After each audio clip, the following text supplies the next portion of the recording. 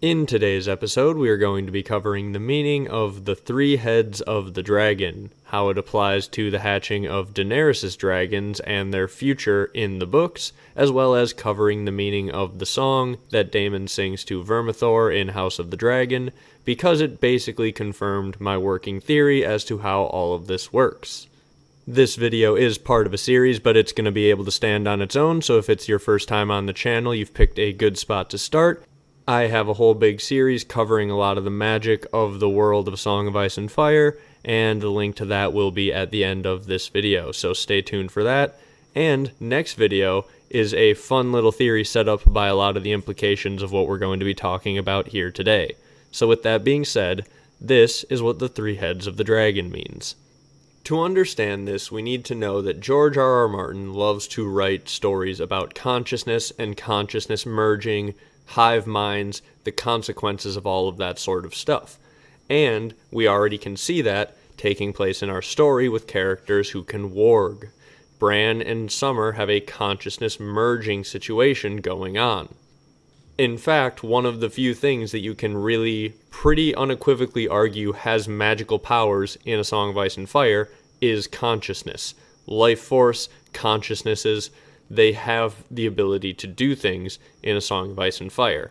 That's pretty important to understanding the magic of George's world, and it's probably going to explain things like, for instance, how Jon Snow is going to be able to resurrect by consciousness jumping into Ghost and then back into his own body. Probably with a little bit more wolf inside of him this time, because he will have been more merged with Ghost. Perhaps Ghost will have to die, and he will have to take the whole consciousness, wolf and man, merged into Jon, and we will get an exploration of what that does to him.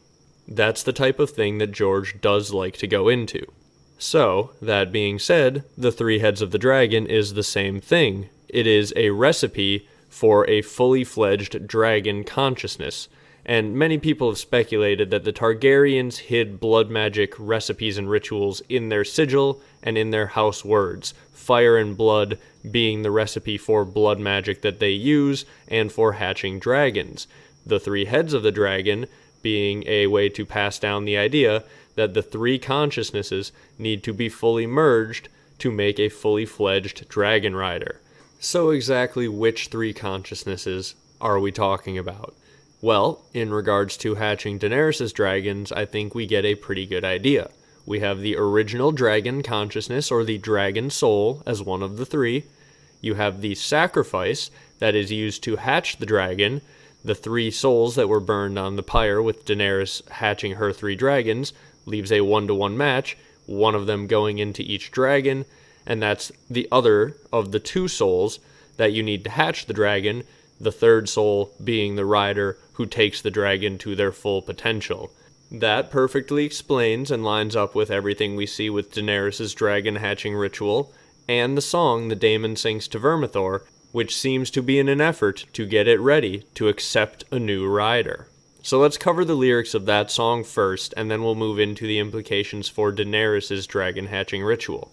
Now, it's important to remember these lyrics were written by one of George R. R. Martin's direct assistants, who is very up to date on all of the lore, even the stuff that we don't know about as casual fans, and then it was translated into High Valyrian, and the claim is that the last verse was added in order to preserve the original meaning of the song. So you can get a lot of meaning, and there is meaning that is worth preserving in this song. Especially, apparently, the last verse. Fire breather, winged leader, but two heads to a third sing. From my voice, the fires have spoken, and the price has been paid with blood magic. With words of flame, with clear eyes, to bind the three to you I sing. As one we gather, with three heads, we shall fly as we were destined, beautifully, freely. So that's basically saying exactly what I just said in a big fun song form, right? I mean, here's pretty much what Daemon is saying to the dragon in plain English. Hey big dragon, you're super cool, but you're not at your full potential right now. You need a rider to reach your full potential. Listen to me. I know blood magic. I can do fire magic. I am a Targaryen. Alright? I know the right words. I'm proving that to you now, and I know what I'm doing. He says, with words of flame, with clear eyes. He says, I am coming here with intention. I know what I'm doing, and I know what I'm supposed to be doing. To bind the three, to you I sing. So he is singing the preparation song, preparing this dragon to bind with a third head, soothing the dragon with ritualistic music, essentially, to make it more tameable. This is probably a directly passed down secret to taming dragons, especially wild dragons that Targaryens would have known. Now we get to the last verse, which was again added to preserve the meaning. As one we gather, and with 3 heads we shall fly as we were destined, beautifully, freely. That means, as all of the 3 heads, the 3 consciousnesses that I explained, gather together, they can fly as they are intended to, beautifully, freely. The 3 heads of the dragon need to merge into one consciousness when the dragon rider is on dragonback, and then all of a sudden, they are incredibly powerful. That's what Daemon is saying when he's singing the song. Okay, so I think the most self-explanatory of the 3 consciousnesses is the dragon rider. You can have one rider fully merging their consciousness with the 2 dragon consciousnesses, basically to form the 3-headed dragon. What is really most interesting to talk about is the other 2 consciousnesses, the sacrifice and the original dragon soul. So I'm going to throw out a couple theories for the original dragon soul first. So my general opinion is that the dragon souls, the original dragon souls, could be coming from the eggs, but Daenerys' eggs don't seem to have any within them because the ages have turned them to stone. So in a normal dragon hatching situation, you may have a dragon soul inherent in a laid dragon egg, right? But some of the eggs clearly don't have dragon souls in them because some of them just never hatch. That means Daenerys' eggs were ones without souls because they turned to stone. So how did they get them back? Well, it seems like the comet passing overhead was able to somehow disperse dragon souls into Daenerys' eggs, and there are a few different ways that this could have happened. So it has been speculated that the original dragon souls were created in Old Valyria when the dragon lords did some sort of sacrifices that could have done blood magic essentially to create dragon souls, which then there are a certain number of that can essentially be passed down or passed around, what have you. That kinda does make sense, and if you want this to be something like Daenerys' heritage as a Targaryen coming through, and the Targaryens being close to gods in the world of Westeros, that means the Targaryen heritage is coming down and essentially passing into these stone eggs, and she has 3 old Targaryen souls in these dragon eggs. But how did they actually get there? Well, what would be very interesting, and I think very George R.R. Martin, is if Old Valyrians essentially used the Red Comet as essentially a seed vault, in a way that if you have a bunch of seeds stored in a vault somewhere, and then some big disaster happens, you can go grab the seeds to grow your plants again. If they had a bunch of dragon souls that they were making, and they said, hey, this comet passes every, several hundred years, let's store a bunch of dragon souls on the comet in case a disaster ever happens, and we need to make dragons again. We need to take some of our dud eggs and make dragons. We'll wait for the comet to come by, and then we can pull some dragon souls down with some blood magic. Boom, Targaryens are in charge again, or Valyrians are in charge again, right? So that would be an interesting thing if all of the old Valyrians did actually use this red comet as a soul seed vault for dragon souls. And that's why Daenerys gets 3 dragon souls from the comet. So if you want to say it's some sort of act of Targaryen destiny, that would be the explanation that you could go with. But there is another explanation that is also, in my opinion, pretty interesting. It could be eucatastrophe, essentially a Tolkien reference.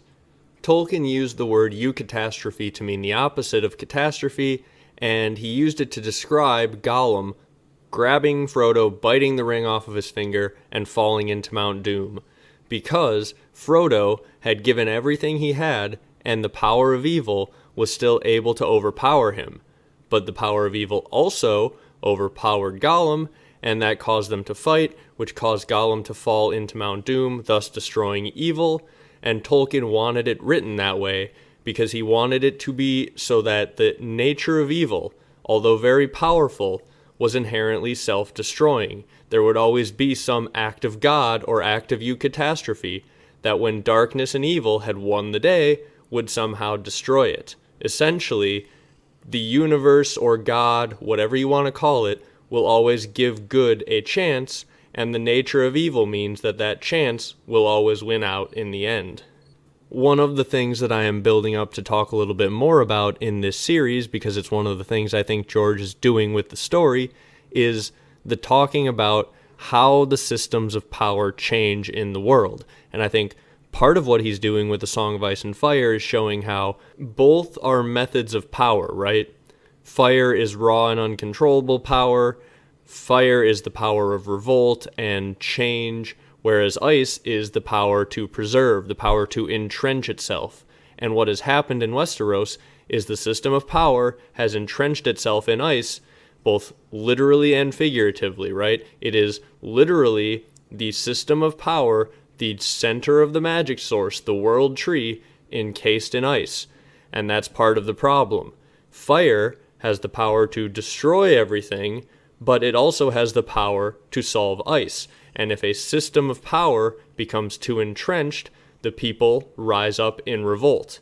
So the entrenchment, the revolt, the ice, the fire, it is how systems change. And George has written a system that has become so entrenched, it's demanding some fire to set it right. In that context, if you view this as a eucatastrophe, what's going on here is this is the universe giving itself a chance, right? Ice has won over.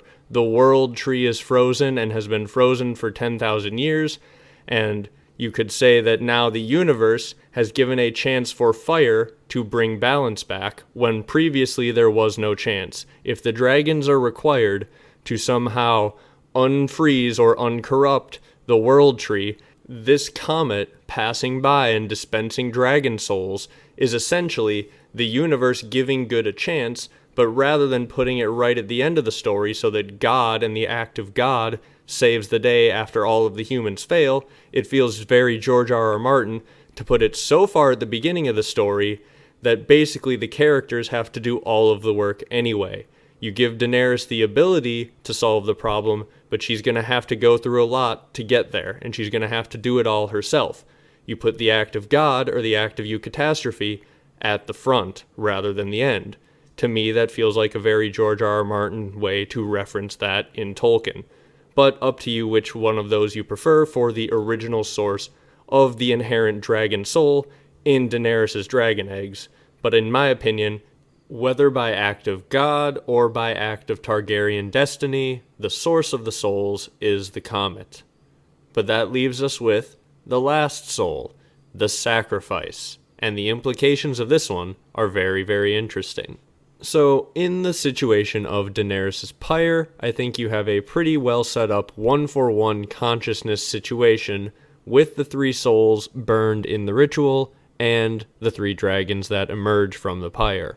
We also get a House of the Undying vision, which not only confirms the implications I'm about to talk about, but is, in my opinion, one of the best confirmations of the three heads of the dragon theory, which we have been spending the entire video covering. So let's just quickly do a recap to set up the situation of Daenerys' pyre. Mirri Maz Duur has just done some blood magic ritual to try and save Drogo, and it has apparently cost the life of Rhaego, Daenerys' son, who she was still pregnant with. So, if that is the case, if that's really what happened, because it's not necessarily confirmed, but Mirri does say only death can pay for life, and Rhaego dies, but then Mirri also says he never lived, so who really knows? In any case, Drogo is one of the souls, and it is possible that via blood magic, Rhaego's soul is also like in Drogo, like they have merged essentially, or are at the very least somehow hosted in the same body. Then you have Mirri Maz Dur herself, who is on the pyre, and right before the pyre is lit, they kill a horse to symbolize Drogo's horse, and the horse is burned as well. So whether you want to say Rhaego is on that pyre or not, if it's not Rhaego, it's the horse. If it's not the horse, it's Rhaego. Like, if it needs to be a human soul, then in my opinion, it's very clearly Rhaego who has consciousness jumped into Drogo via this ritual that Mirri did to essentially keep Drogo alive. All of this setup just to say we have a very clear roadmap based on the names of these dragons and the sacrifices, which soul goes into each dragon. Drogon is Drogo's soul combined with the inherent dragon soul from the comet. Rhaegal is either Rhaego or the horse combined with a inherent dragon soul from the comet, and that leaves Viserion, who is very clearly Mirri Maz Dur's soul combined with an inherent dragon soul. And this is further confirmed and basically fully confirms this three heads of the dragon idea to me and how all of this is working when Daenerys in the House of the Undying sees a vision in her quick flash of visions when she's literally in the room with the Undying. She sees a bunch of real things that happened. Her at the house with the red door way in the past, the Mirri's tent ritual, a bunch of real things that have happened in her past. And one of the things that she sees is Mirri Maz Dur shrieking on the pyre as a dragon bursts from her brow. A dragon bursts out of Mirri Maz Dur's head because her consciousness went into the dragon. That was the hint that George gave us that yes, this entire time it was a consciousness merging ritual. That's what's been going on. That's how Dany hatched her dragons. That's why they act the way they do at times. They have specific consciousnesses within them. Another implication of this is that with the three heads of the dragon math that we have mathed out so far, Daenerys needs to bond fully with Drogon. She can't split her consciousness to be the third head of three different dragons. So the more that she bonds with Drogon, the more the other two dragons are freed up to bond with a different rider.